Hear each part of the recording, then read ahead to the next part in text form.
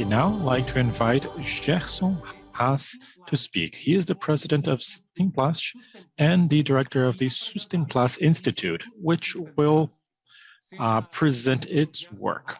Welcome, Gerson Haas. Enjoy your talk. Hi, good afternoon. Good afternoon to everyone listening. I'd like to tell you a bit about what the industry is doing, what it has done for circular economy and for recycling, and how it adds value to plastics. In 2017, the SustenPlást Institute was created, and its goal was to coordinate the Brazilian Plastics Congress, which we're watching right now, and also the Tampinha Legal program. This is a program that is making an impact. It has distributed over 1 million Brazilian reais to its institutions. Copinho Legal is also an initiative under the SustenPlást Institute now. Okay. So Sinplást in 2018, through the creation of its institute, received the first place in the Good Union Practices Prize. We see our former head, Gerson Haas, receiving the prize in Brasilia in 2018. So this was an award given to the Institute when it was created. The Brazilian Plastic Congress had in its first edition in 2014, 200 entries. In 2016, the second edition, 300 entries. In 2018, a third edition, we received 500 entries.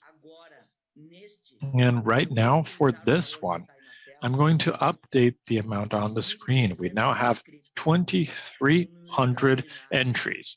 It's an extraordinary growth, and it just shows the interest that society is having in plastics.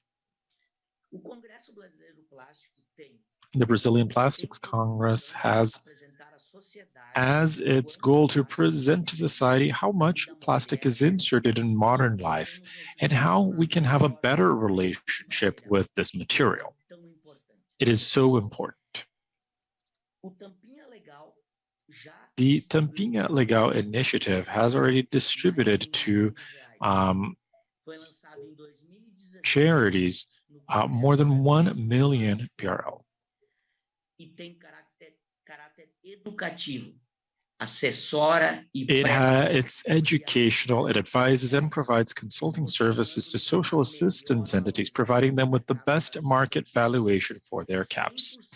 100% of the funds obtained from the sale of the caps are given to charities without any charges.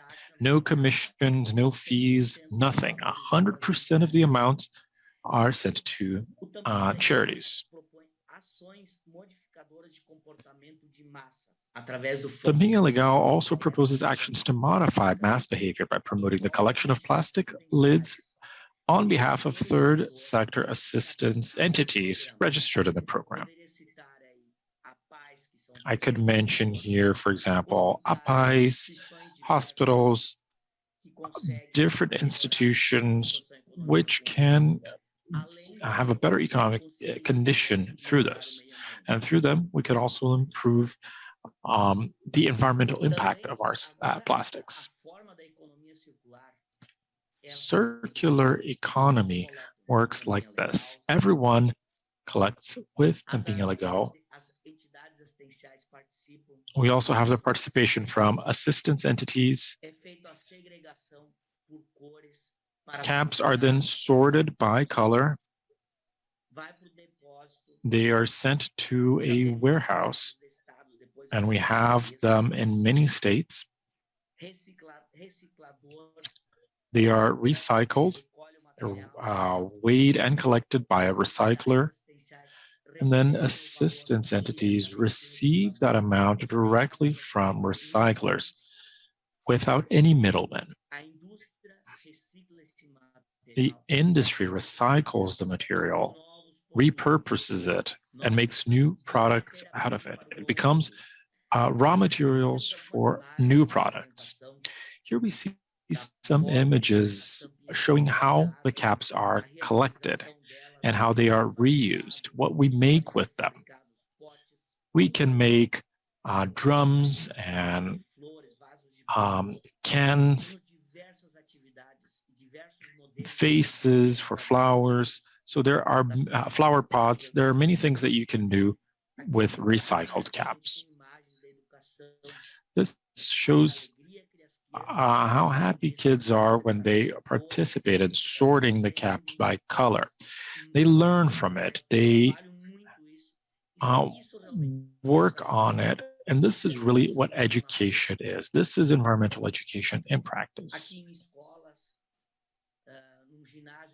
Here we see a school sorting caps so that it has a higher sales value. Here are some examples of schools and companies that also participate in collecting caps, which are then given to charities. Individuals also. Everyone really takes part. Everyone helps. Again, this is sorting based on color, and it's basically automated right now. And the system is getting better and better so that we can increase the amount and make it easier to separate. Tampinha Legal collects here in Porto Alegre in Rio Grande do Sul around 3 tons every week. And that is a lot. That's a lot of caps. From the beginning, we've distributed 1.2 million Brazilian reals, which represents about 350,000 plastic caps. There are 311 charities that are impacted by this program, and it affects thousands of people who are in these charities who need help and who can get it through the amount of caps that is collected. This is circular economy in practice. Our industry with the SustenPlást Institute, we've demonstrated not only with examples that are really practical that we presented, which are there to be seen. We're based on a triple bottom line, which includes economic sustainability, social sustainability, and environmental sustainability. With these 3 pillars we created, the Institute is also maintained and is always at the front line. We are in several Brazilian states. We started here in the state of Rio Grande do Sul, as I said, with the second Plastics Congress, but it's also working in other states. We are in the states of Santa Catarina, São Paulo, Minas Gerais, Alagoas, Pernambuco, Goiás, the Federal District, and very soon we will be in the state of Bahia. This project is expanding more and more, and this is something that we were able to see with our website and our meter. We see all the praise that this program has received. It is the biggest social and environmental program in education and circular economy, transforming the plastics industry in Latin America. We also have the Copinho Legal program, which started last year. We're also collecting plastic cups. This also goes to support Abiplus, one of the participants. Besides plastic cups, we're also collecting disposable plates and cutlery. This is a way to protect human health according to the biosecurity rules, and disposal is one of the ways in which we can provide food safety. Excuse me, disposables are the solution to provide food safety due to poor hygiene in cups, cans, and bottles, preventing diseases such as leptospirosis, meningitis, hepatitis, diarrhea, and others that are preventable with hygiene habits and not sharing personal use objects. As a reminder, we are in a pandemic right now, and this just underscores what we can do. We see that many hospitals are now being told not to share cups and cans and bottles. So that shows the importance of disposables, of plastics, but we also need to take into consideration our circular economy and recycling.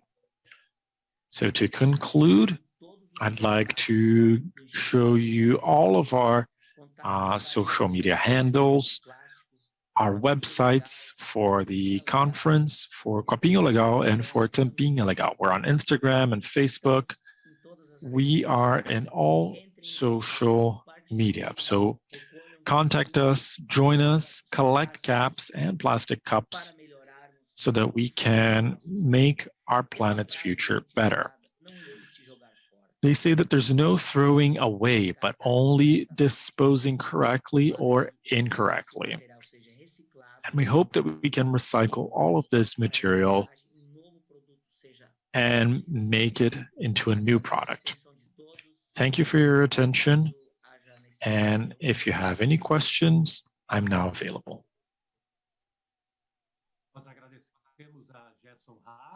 Thank you, Gerson Haas, the head of SustenPlást and director of the SustenPlást Institute. Thank you for being here in our conference. We still have a couple of minutes, so if there are any questions from our attendees, please send them through the chat in our chat box. Luiz Afonso, e não havendo perguntas. If there are no questions, I'd like to thank the organizers for inviting me to be here. I'd like to thank the SustenPlást Institute President Alfredo Schmidt, who has been fighting for the Institute and who has given us the opportunity to show a little bit about what we do today. Thank you for your attention. Thank you once again for your talk, Mr. Gerson Haas. Thank you for